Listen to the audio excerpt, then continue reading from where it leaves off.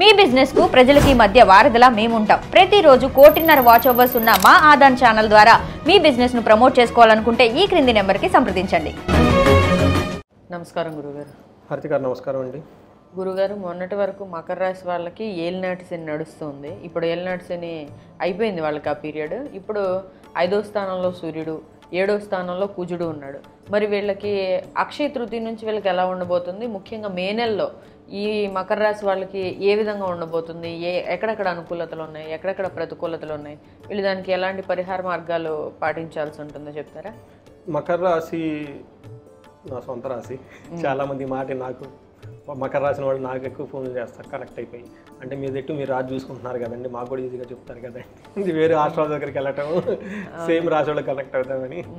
నేను 1-2 సార్లు చూసుకున్నాను, నా పర్సనల్ హారోస్కోప్ కూడా చూసుకున్నాను. నా పర్సనల్ హారోస్కోప్లో ఇక్కడ చెప్పే విధంగా కాకుండా నా లగ్నము ప్లానెటరీ కాంబినేషన్ నాకు తెలుసు కాబట్టి చూసుకుంటూ ఉంటాను. నా మే మంత్ వీళ్ళకి చాలా బాగుంది, గోచారం ప్రకారంగా బాగుంది. వ్యక్తిగతంగా కూడా కొంతమంది నాకు ఆల్రెడీ వాళ్ళ హారోస్కోపులు తెలుసు కాబట్టి, రెగ్యులర్ క్లయింట్స్ ఉంటారు కాబట్టి చూసి బాగా చెప్పాను. ఏ ప్రకారంగా ఉన్న మే రాశి అసలు ఈ సంవత్సరం అంతా వీళ్ళకి చాలా బాగుందండి. 90% లక్కుతో ఉన్నారు వీళ్ళు. థర్డ్ హైయెస్ట్ బాగా ఉన్న రాశులు ఇది ఒకటి. ఓకే, ఫస్ట్ అని చెప్పను, ఫస్ట్ వేరే రాశులు. షష్టగ్రహ కూటమి ప్రభావం ఏమైనా ఉంటుందంటారా వీళ్ళ మీద? వీళ్ళకి బెనిఫిట్ అండి, వీళ్ళకి 3వ ఇంట్లో జరిగినాయి అంతా. ఓకే, షష్టగ్రహ కూటమి వీళ్ళకి కలిసి వస్తుంది. వీళ్ళకి బాగా కలిసి వస్తుంది, ఎందుకంటే 3వ ఇంట్లో పాపగ్రహాలు క్రూర గ్రహాలు ఎక్కువగా ఉంటే ఎక్కువ కలిసి వస్తుంది. శని ఉన్నారు, రాహు ఉన్నారు, తర్వాత శుక్రుడు కూడా 3వ ఇంట్లో కలిసి వస్తారు. ఇలా ఈ ప్రకారంగా చూసుకుని అన్ని విధాలు బాగుంది. అందుకని వీళ్ళకి మకర రాశి వాళ్ళకి ఏమంటారంటే గాల్లో పంచి కళ్యాణి గుర్రంలాగా ఎగిరిపోతూ ఉన్నారనమాట. చాలా మంది తెలిసిన వాళ్ళు కొత్త ఆఫర్స్ వస్తాయి వాళ్ళకి. వస్తున్నాయండి, చాలా మంది నాకు ఫోన్లు చేసి చెప్తూ ఉంటారు, ఆఫర్లు అట్లా వచ్చండి, జాబ్ మారామండి, బాగుందండి, ఇల్లు కొనుక్కుంటున్నామండి, కొత్త ఆఫర్లు వచ్చినాయండి, వెళ్ళమంటారా ఏంటని. వెళ్ళమని చెప్తాను, చక్కగా ఉంది. మొన్నదా కాకమని నేనే చెప్పాను, ఇప్పుడు వస్తున్నాయి కాబట్టి వెళ్ళమని చెప్తాను. జాగ్రత్తగా 1-2 సార్లు చూసుకొని ఆ డాక్యుమెంటేషన్లు అవి ఇవి ఇప్పుడు దాకా అనుభవించున్నారు కదా, అట్లాంటి మిస్టేక్లు మళ్ళీ చేయకుండా లైఫ్లో. ఎందుకంటే మన బుద్ధి కర్మానుసారణని, మన బుద్ధిని బట్టి మన కర్మలు ఉంటాయి. ఎందుకంటే కర్మకు చాలా ఎఫెక్ట్ ఉంటుంది. వీటన్నిటికంటే పవర్ఫుల్ కర్మ, వీటి కొంతవరకే ఉంటుంది.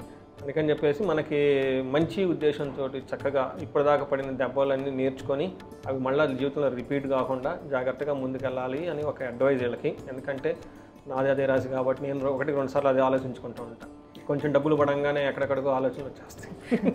మరి గ్రహ సంచార రీత్యా అసలు వీళ్ళకి ఏ గ్రహం వీళ్ళకి మంచి చేస్తుంది, ఏ గ్రహం వీళ్ళకి కొంత అంతా పర్ఫెక్ట్గా ఉన్నా ఎక్కడో చోట చిన్న చిన్న ఉంటాయి కదా, అలాంటివి ఏమైనా చెప్తారా? వీళ్ళకి ఉత్తరాషాఢం 2, 3, 4 పాదాలు, శ్రవణం 1, 2, 3, 4 పాదాలు, ధనిష్ఠ 1, 2 పాదాలు అంతా మకర రాశి.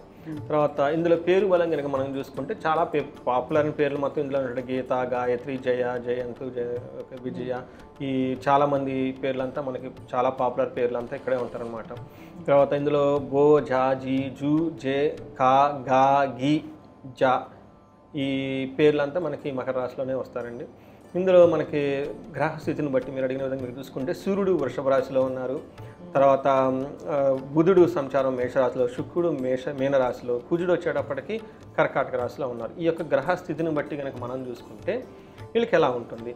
జనరల్గా మకర రాశి వాళ్ళకి లక్ ఏంటంటే 5th హౌస్లో సూర్యుడు మంచిది కాదు, కానీ విపరీత వేద ఉండటం వల్ల మానసిక అశాంతులు, మానసికంగా ఏమంటారు బాధలు ఏమీ ఉండవు వీళ్ళకి. ఒకవేళ ఇంతకుముందు ఇప్పటిదాకా పడుతూ ఉన్నా అవి ఇక్కడ నుంచి వెళ్ళిపోతాయి, వాళ్ళ దగ్గరకు ఉండదు. అంటే ఆ ఏలినాటి శని ప్రభావం కొద్దిగా గొప్ప వాళ్ళ మీద ఉన్న ఈ మే మంత్తో మొత్తం వెళ్ళిపోతాయి అన్నమాట. తర్వాత ధన ప్రాప్తి విశేషంగా రావాల్సింది ఉంది, కానీ కొన్ని కారణాల వల్ల అది అనుకున్నంత ధనం అయితే రాదు. కానీ ఓవరాల్గా ప్రాస్పెరిటీ ఉంటుంది. ఓవరాల్గా ప్రాస్పెరిటీ, విభూతి అంటారు సంస్కృతంలో, గ్రోత్ ఉంటుంది వీళ్ళకి అని చెప్తారు. అయితే వీళ్ళకి ఒక విషయంలో కేర్ఫుల్గా ఉండాలి. 7th హౌస్లో మార్స్ ఉండటం వల్ల ఫ్యాటిగ్యూ, అలసట ఉంటుంది వీళ్ళకి, బాగా ఓవర్ టైర్డ్నెస్ ఉంటుంది. సో విషయం ఏదైనా కానీ పర్సనల్గా నేను ట్రావెల్ చేయాల్సి వచ్చింది 3 days ఆ ఎండలో ఆ కార్లో, వచ్చిన వెంటనే ఫుల్ టైర్డ్నెస్. ఇది ఈ మంత్ అంతా వీళ్ళకి ఇలానే ఉంటుంది, తిరగాల్సి వస్తుంది. 7th హౌస్లో మార్స్ ఉండటం వల్ల బేసికల్గా అలసట, వడదెబ్బ తగలటం. ఈ ఒక్క విషయంలో కేర్ఫుల్గా ఉండాలి. ఫుడ్ విషయంలో చేంజ్ చేసుకోవాలి, ఆయిల్ ఫుడ్స్ అవన్నీ వదిలేయాలి. హెల్త్కి సంబంధించిన విషయాల్లో 1-2 సార్లు చాలా ముందుగా లైఫ్ స్టైల్ ఈ వాతావరణం తగిన విధంగా పెట్టుకొని వడదెబ్బ తగలకుండా చాలా ఎక్కువగా జాగ్రత్తగా వెళ్ళిపోవాలి. ఎందుకంటే మార్స్ ఫైరీ ప్లానెట్ అండి. అయితే వీళ్ళకి ఒక్కొక్క గ్రహం ఎలా ఉంది మీరు అడిగిన విధంగా చూసుకుంటే వీళ్ళకి సూర్యుడు 5వ ఇంట్లో ఉండటం వల్ల బుద్ధి చాంచల్యం, తర్వాత సుఖ సుహృతాభివృద్ధి, దేహ చాంచల్యం, మనస్తాపం ఇవన్నీ ఉంటాయి. కానీ వీళ్ళకి విపరీత వేద ఉండటం వల్ల సూర్యుడు ఏమీ చేయకుండా తటస్థంగా ఉండి వదిలేస్తాడు. ఓకే. సూర్యుడు సపోజ్ ఇబ్బంది పెట్టాలి, కానీ ఇబ్బంది పెట్టలేకపోతున్నాడు, వాళ్ళ మొహం అంత అమాయకంగా ఉంటుంది కాబట్టి. కానీ అది కాదు, వేరే గ్రహం వచ్చి విపరీత వేద ఉండటం వల్ల ఆయన యొక్క దుష్ప్రభావం వీళ్ళ మీద పడదు. అయితే సూర్యుడు 11th హౌస్లో చూడటం వల్ల ధన ప్రవాహం బాగుంటుంది వీళ్ళకి చక్కగా.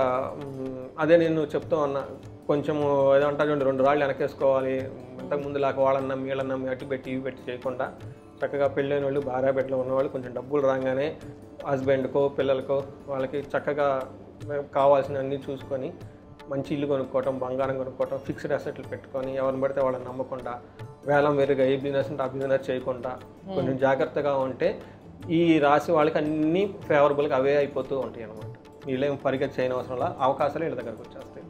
కుజుడు మనం చెప్పుకునే విధంగా చూసుకుంటే వీళ్ళకి 7th హౌస్లో ఉండటం వల్ల ఇది కొంచెము ఇబ్బంది పెట్టే పొజిషన్ అండి. కుజుడికి సంబంధించి పరిహారాలు చేసుకుంటే మిగతా అంతా బాగుంటుంది. బట్ బేసికల్గా వీళ్ళు ఏం చేస్తారంటే బంధువులతో గొడవలు అయ్యే అవకాశం ఎక్కువగా ఉంటుంది. వినకూడని మాటలు, ఇబ్బంది కలిగించే మాటలు ఎక్కువగా ఉంటుంది. సోదరులతో వివాదం ఉంటుంది. బట్ బేసిక్గా భార్యతో మాట పట్టింపులు చూసుకుంటే మనకి ఇంటర్పర్సనల్ స్కిల్స్ ఎక్కువగా డ్యామేజ్ చేస్తూ ఉంటాయండి. మీరు చూసుకున్నారు కదండి. అందుకని పేషెన్సీగా ఉండి ఎదుటి వాళ్ళకి ఫ్రీడమ్ ఇవ్వండి. బ్రదర్కి, మిస్సెస్కి, బంధువులకి వాళ్ళే కదా అనేది, ఇంకేమంటారు? వాళ్ళ అనక ఇంకెవరంటారు లైఫ్లో? అంతేనండి. మనం ఉన్నారు అంటే వాళ్ళ అనక ఇంకెవరు అంటారు? వాళ్ళు ఏదైనా అన్నా కానీ టేక్ ఇట్ ఈజీ, పెద్ద పట్టుకోకుండా. తర్వాత అలసటల ప్రొఫెషనల్ రిలేటెడ్ మ్యాటర్స్లో అటు ఇటు బాగా తిరగాల్సి వచ్చేస్తుంది. 10th హౌస్లో ఉండడం శత్రుత్వం కలిగే అవకాశం ఎక్కువగా ఉంటుంది. అగైన్ ఇది life style related, again interpersonal skills. వీళ్ళది 2వ ఇంట్లో ఉండటం వల్ల దుర్మార్గుల సహవాసం. బీ కేర్ఫుల్ అండి. ఎవరితో పడితే వాళ్ళతో సహవాసం చేయటం మనకు తప్పదు. మనం బయట తిరుగుతున్న సొసైటీలో 10 మందిలో తిరుగుతూ ఉండాలి. బట్ మంచి ఉద్దేశంతో మంచి వాళ్ళతో కలిసేసి మంచిగా ప్రణాళికలు చేసుకొని అలాంటి వాటితో ఇన్వెస్ట్మెంట్ టైం చేస్తే భవిష్యత్తులో తిరిగి మనకు అదే వస్తుంది.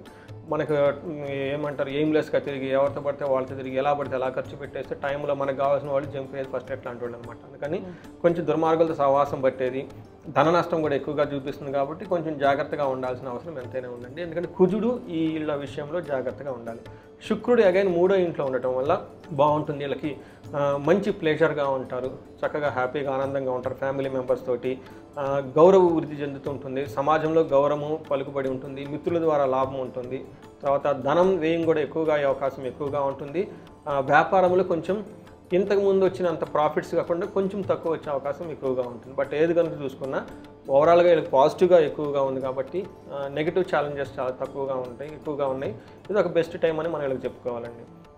ఇంకా ఏమైనా వాళ్ళకి ఇండిపెండెంట్గా కనుక ఇండివిజువల్గా హారోస్కోప్ చూస్తే మనకి పర్ఫెక్ట్గా ఐడియా వస్తుంది దశాభుక్తి ఏం నడుస్తుంది.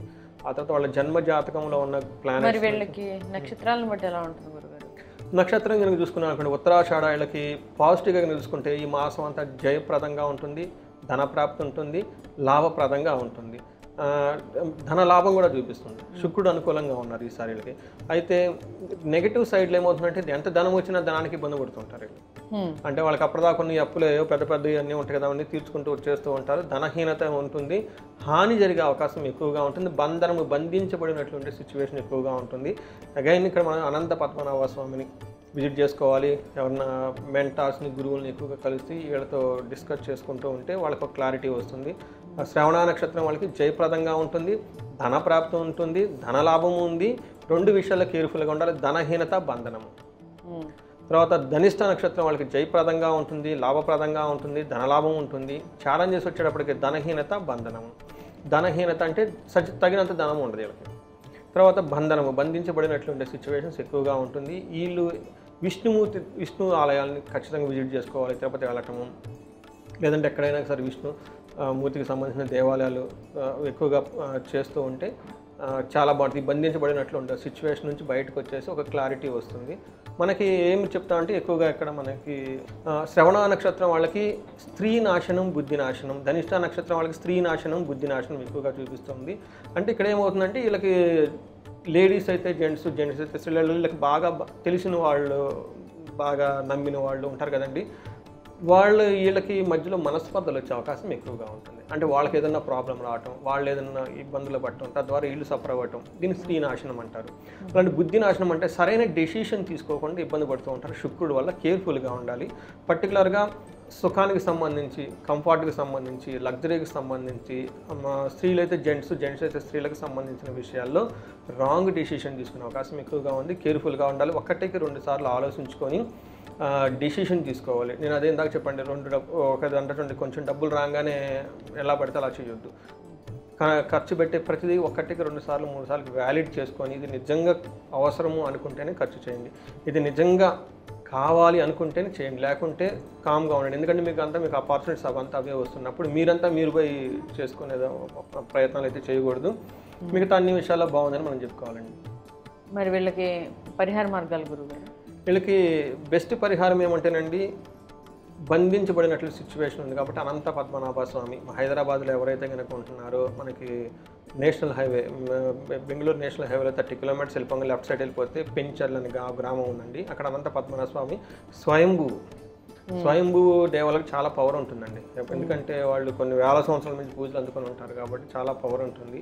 అక్కడే మహాలక్ష్మి అమ్మవారి టెంపుల్ కూడా ఉంది. చాలా బెస్ట్ అనమాట. వాళ్ళకి ధనలాభం కూడా చూపిస్తుంది. ఈ టైంలో ధనలాభం చూపించి ధనం రావాలి కదా, అందుకని ఈ టైంలో ఆ టెంపుల్ని విజిట్ చేస్తే చాలా బాగుంటుంది. వీళ్ళకంతా విజయప్రదంగా సూర్యుడు చాలా అనుకూలంగా ఉన్నారు 5th హౌస్లో ఉండి. ఇంకా ఏమైనా కనుక ప్రాబ్లమ్స్ కనుక వాళ్ళు ఇండివిజువల్గా ఫేస్ చేస్తూ ఉంటే, ధనం రావాలనుకుంటే కుబేర పాశుపతం కానీ, లక్ష్మీ శ్రీ సూక్తంతో సంపటీకరణ చేసి విశేషంగా లక్ష్మీ పూజ చేసుకోవటం, తర్వాత ఏమైనా కానీ ఛాలెంజెస్ ఉంటే మనకి ఈ హోమం చేసుకోవాలి. ఏమంటారంటే చండీ పారాయణం, చండీ హోమం చేసుకుంటూ ఉండాలి. ఇవి కాకుండా హెల్త్ కాంప్లికేషన్స్ ఎవరికైనా ఫేస్ చేస్తూ ఉంటే వాళ్ళకి ఇది చేసుకోవాలండి. అమృత మృత్యుంజయ పాశుపతము, తర్వాత ఆయుష్ సూక్త పారాయణము, ఇవన్నీ చేసుకుంటూ ఉంటే చాలా బాగుంటుందండి. సో చూసారు కదండి, ఈ రాశి వాళ్ళకి ఎవరికైతే కొంచెం తీవ్రతలు బాధ ఎక్కువగా ఉంటుందో, ఈ తీవ్రత అనేది ఎవరికైతే ఎక్కువగా సమస్యల తీవ్రత ఎక్కువగా ఉంటుందో వాళ్ళంతా కూడా గురుగారు చెప్పిన విధంగానే పరిహార మార్గాలు చేసుకుంటే, దానికి సంబంధించిన మీకు ఏమైనా వివరాలు కావాలన్నా కూడా స్క్రీన్ మీద స్క్రోల్ అవుతున్న నెంబర్కి కాల్ చేసి గురుగారిని అడిగి తెలుసుకోవచ్చు. థ్యాంక్ యూ గురుగారు. థ్యాంక్ యూ అండి.